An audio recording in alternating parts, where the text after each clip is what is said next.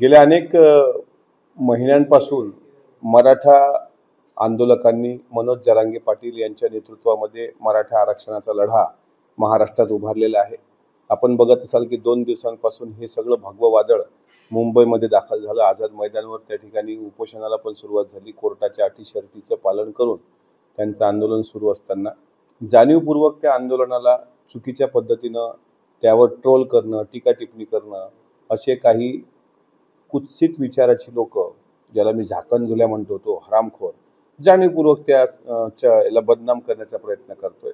माझी नैतिक जबाबदारी आहे की महाराष्ट्रामध्ये जर आपला शेतकरी वर्ग, मराठा बांधव आरक्षणाच्या लढ्याकरता रस्त्यावर उतरला असेल आणि जर तो त्याचे न्याय आणि हक्क मागत असेल तर त्याला आपण पाठिंबा दिला पाहिजे।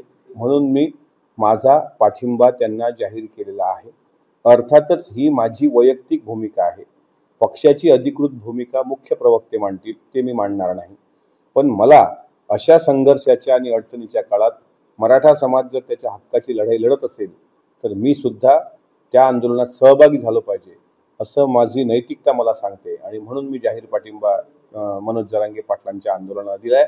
आमचं सरकार नक्कीच त्यांच्या मागण्या ज्या संविधानिक पद्धतीने चौकटीत बसून, आता शिंदे समिती गठीत केलेली आहे, स्वतः राधाकृष्ण विखे पाटील त्यावर समिती प्रमुख आहेत, हे सगळे लोक बोलणं चालणं सुरू आहे। पण आमची सरकारला पण सरकारमध्ये जरी असलो तरी आमचं पण कर्तव्य आहे की आंदोलकांचे कुठेही गैरसोय होऊ नये। 2 दिवसांपासून मुंबईमध्ये मोठ्या प्रमाणात गैरसोय होते आहे।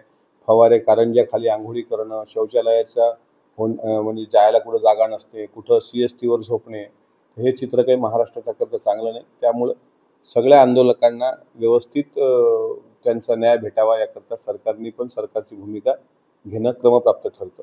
माझी भूमिका मी स्पष्ट केलेली आहे।